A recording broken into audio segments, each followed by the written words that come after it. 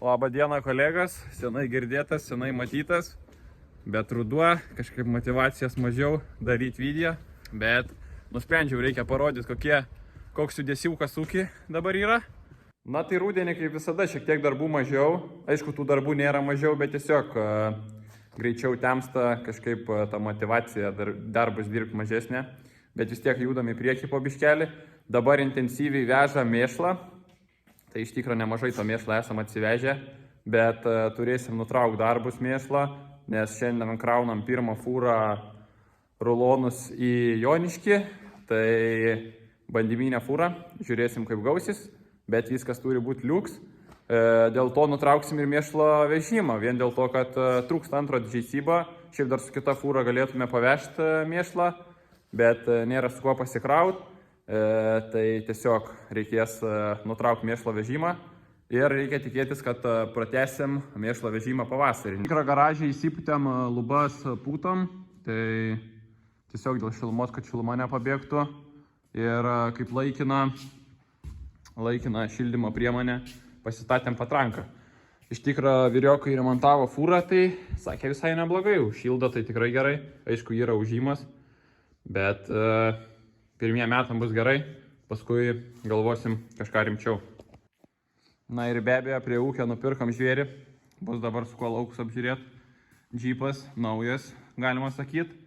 20 000 tik pralėkęs. Kūrėsi, spūsta barotą, reiks parodyti. Šiaip, ką žinau, iš išorės nėra labai įspūdingas vaizdas. Čia originali spalva, čia bandyta dažyti, kai bandyta dažyti. Tai kažkaip tai ir pridirbta biškelį, bet iš viduje aš jums parodysiu, kaip viskas gražu. Panelė, nauja, galima sakyti. Aišku, man dideliam labai blembački sunku yra inlyst, pedalai arti, tai kojas vos telpa, bet gal reiktų eit papumpuoti, bet bandysim nepumpavę. Naują mašiną turit užsikurt, masinį jungiau. Naują mašiną turi be pumpavimo užsikurt. Gerai, masė yra. Bėgis reikia tikėtis laisvus. Gal patsosą paduodam. Nežinau, gazo reikia, nereikia, reikia tikėtis reikia. Turim. Dabar šaltas, tai šiaip gan ilgai įkaista. Bet kaip įkaista, tai dirba ledas. Nežinau, sunkiai biškelį užsikūrė. Bet turbūt dėl to, kad nepapumpavau pradžiai. Dirba kaip šveicariškas laikrodis. Nėra prie ko prisikabinti, lempos veikia, posūkiai veikia. Vasarą tentą nusimest ir čia durys per pus nusijama. Tai nieko nėra geriau. Numeriai su lietuviška amblema. Gerai gesinam. Gerai, gana nesąmonėm užsimt ir nusikrapštyt. Reikia užsimt darbais. Tai atsidarom vartus, kūrėm kuilį ir varam kabint prie kabėlės. Sėdynę jaučiu prisipučia. Rytoj oro prispumpuos galimės važiuot bandyt. Reikia gal raciją įsijungt, žinai, paklaust kolegų kaip kelis. Kaip kelelis nuo Panevėžio. Būdavau mažesnis, jaunesnis, apie 12 gal kokį metų būdavo, tai dažnai su tėvukų fūrai kartu važiuodavau ir visada su racija kalbėdavau, kaip kelelis, kaip sekasi, kaip ką. Tai būdavo daug atsakymų, vieni sakydavo dabėtas kelias, kiti dulkėtas, tai kiti atsakydavo kaip ir normaliai, bet vieną labai gerai atsimenu, sako, sunkus tas fūrys ta kelias, sako, vaikė geriau mokykis, nes reiks kaip tėvui ir man, sako, fūrą vairuoti. Nu, priekabą pavyko prikabinti, dabar reikia ieškoti džeisybą iš kažko pasiskolinti, iš kaimynų. Ir įsikraudą reikia, nes yra ten biškelį daiktų. Ir tada bandyti važiuoti ties rulonų krautis. Nesakau, savo džeisybas išvažiavęs mėšlą krautis. Tai tada dar rytoj galėtume mėšlą pavežti. O Marius galėtų išlėkti su rulonais. Jau biškelį nebemalonu skolintis, nes labai dažnai skolinamės. Bet gerai, kad geri kaimynai tai paskolino. O šiaip priekapą įsikrovėm. Dabar prisikabinau rulonų šakis. Važiuojam, žiūrėsim, bandysim krautis. Pernai labai gerai buvo, nes visi rulonai buvo sukrauti į asfaltuotas aikšteles. Tai būdavo geras paėmimas. O šiemet rulonai visi yra lauke. Tai šiek tiek gali būti su fūra problemų įvažiuot. Bet pagrindas sumintas. Tai reikia tikėtis, bus viskas gerai. Iš tikro pernai teko vežti realiai viskas slidžiu keliu. Tai šiemet dabar pradedam, visiškai sniego nėra. Aišku, įdomu, kaip ta grafika sudėlios ir kaip pavyks vežti. Bet esmė, kad dabar vežimui sąlygas tikrai geras. Fūrą pakrovėm. Nebuvo labai lengva, biškelių rulonai turbūt didesni negu pernai. Tai šiek tiek sunkiau, 29 rulonus sukišom, bet tentas tai biškelį pasipūtęs. Dabar reikia tikėtis išvažiuos be problemų. Šiaip iš tikrųjų ganėtinai kieta, čia tas padas sumintas ir nuo šiųmetinio vežimo ir dar iš tikrųjų suminta nuo pernai vežimo mėšlo. Tai viskas kaip ir tvarkoj, bet aišku, kai daug fūrų pradės važinėti, tai čia bus tikrai problema. O ir dabar turbūt bus problema, jau sunkiai eina, jo, reikės traukti. Nu, pavyko įsitraukti, gan be problemų. Turėjau pasiėmesti grandinę, tai neturėjau geros virvės, bet svarbu pavyko. Bet kai daug fūrų pravažiuos, jeigu nepašals, tai bus problemų. Šokau į savo česybą, tai dabar prasivarinėjom česybeką, visas mišlinas, gal minimaliai reiks apsiplauti, susipilt kūro ir važiuot krauti rulonų, nes Marius dabar grįžta, kaip ir viskas neblogai, rulonus įsikrovė, tai šiandien vėl iš vakaro pasikrausim. Su česybeko apie valandą kelio, kažkaip 3-5 kilai buvo nuo bazės nuvarytas, tai gal valandas pilnai nereiks, grįšiu gan sparčiai čia. Mėšlą aukštyn sukelinėjau, tai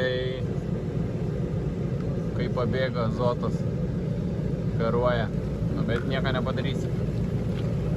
Na kągi, turim pirmadienį ir turim problemadienį.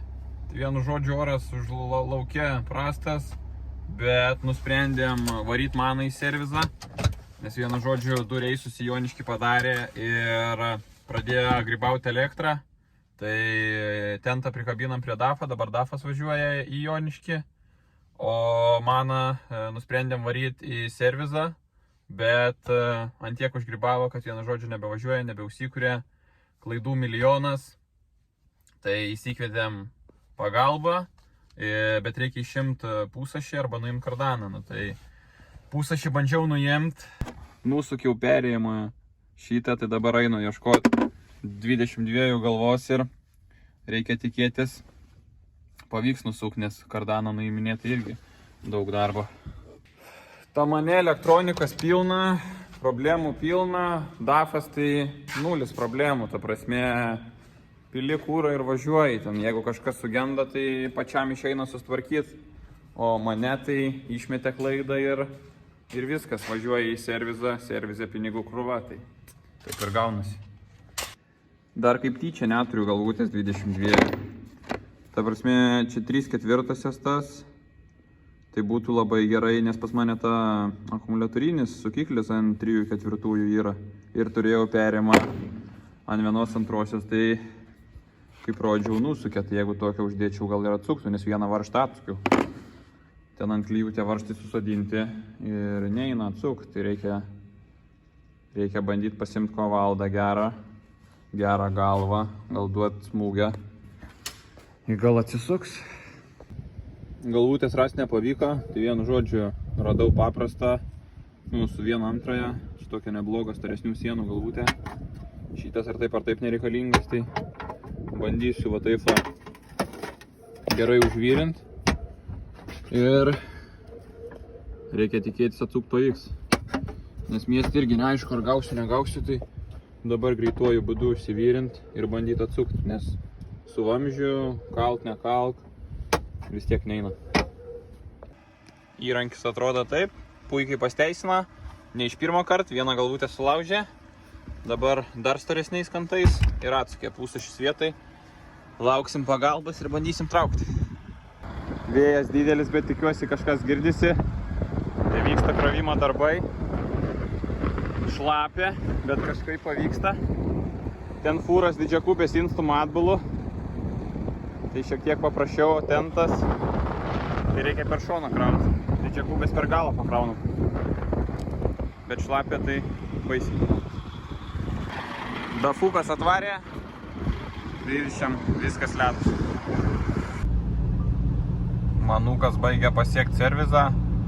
Iš tikro traukiam ne su savo dafu, nes prikabintas yra tentas ir iš tikro neturim pasidarę standžios vilkties, bet reikės dabar pasidaryti standžią vilktį, nes patogu, bet kokiu atveju ar kažkas, ar dafas, ar manas, nesvarbu, kuris sulūžtų, bet patogu būtų pasitraukti ir nereiktų veltui kitiem pinigų mokėti.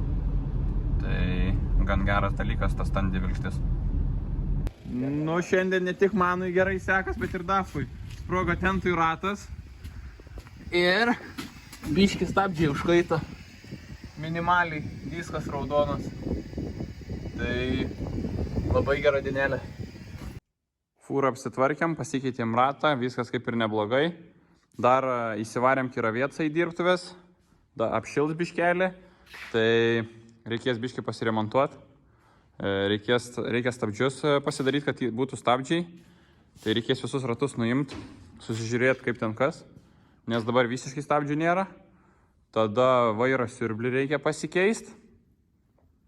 Tepalą pasikeisti variklį, nes turbūt nekeistas nuo variklio perinkimo. Kūro filtrus pasikeisim, nu taip visą biškį bendrai apsieit ir bus ledas, nes kažkada buvo, galvojom kažkada parduoti, bet tokių dalykų negalima parduoti. Čia yra technika, kuri pastatė ūkį, tai blemba. Ir dabar dar toliau statys ūkį. Tai iš tikrą gal kas turi parduoti pelkinės lėkštės, reiktų tų didelių lėkščių. Jeigu kažkas turi, tai būtinai parašykit, susisiekit ir kažką gal sutarsim. Na, iš tikrą šiandien per dieną nemažai nuserdėm kiravieco, tai 3 ratų įserdėm stabdžius, 4 rato nepavyko, biškelį laiko pritrūko, nes atvažiavo fūros krautis rulonų, tai šydas kažkaip sunkiau eina, paprasčiausiai dar nenuimėm. Dar radom kryžmę subirėjusią, tai gan rimtai subirėjus, čia tiksliau visiškai blogai. Tai jisai būdavo susukus vairą kartais, skleisdavo garsus tokius ir iš tikrą nerasdavom, kur galvojom tiltuose problemą. Bet pasirodo kryžmiai, tai labai gerai susitvarkys kryžmė. O dėl stabdžių, tai kaladėlės geros. Iš tikro ardasi tai ganėtinai lengvai, tik tai, kad sunkios detalės, tai tas šiek tiek apsunkina, bet ganėtinai viskas neblogai. Dabar iš tikro susižiūrinėjom, per kur leidžia orą, paspaudus stabdžius.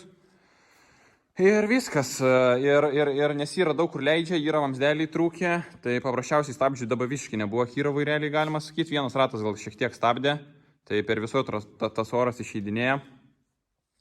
Tai susižiūrėčiau tuos, pačios paduškos, tos diafragmos yra kiauras, tai reikės pasikeisti. Ir reikia tikėtis stabdys kažkiek geriau, o gal ir labai gerai. Orą į sistemą tai labai lengvai užpildam, paimam, čia atsisukam kraniuką, su oru pripučiam 5 atmosferas ir tada žiūrim. Bandinėjomės, pasibaigė vėl prisipučiam. Dabar norisi viską įsiardyti, plius minus, kad žinot, kokių dalių reikia, kad vienu kartu važiuoti greičiausiai į pasvalį ir nusipirkti detalių ir viską rinkti atgal. siurblį išimt pavyko, sunkiai, bet pavyko viskas tepaluota, aišku. Dar kryžmiai išėjo visą cielą nupirkt, tai vienu žodžiu reikės dar tuos dangtelius čia užsidėti ir galimės ir kryžmę dėti atgal. O dabar ten siurblys naujas, tai čia biškelį apsivalyt, susirast naujus manžetus, jeigu pavyks rast, ir galimės bandyti dėti atgal. Čia gerai tokią skardą nusiėmė.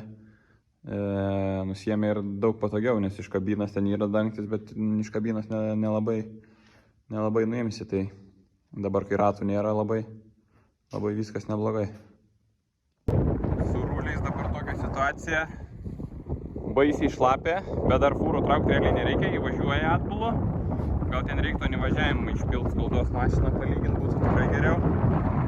Čia su GC-bu jau biškelį yra sudėtinga, bet važiuoja dar, dirbt galima. Ir dabar nusivežė apie 1000 rūlių. Tai dabar fabrikas susidaro per šventės, tai vežimą atnaujinsim po naujų metų. Žinoma, buvo atvažiavęs ir meistriukas prie kombaino, tai padarė defektaciją. Dabar yra 2800 motovalandų, čia bendrų kombainui. Tai iš tikro nėra labai baisu. Realiai tai keli guoliai pasikeist, diržas vienas ir šiaip bendrai apsitvarkyti. Ten daugiausiai bus tai problemų su pobūgniu ir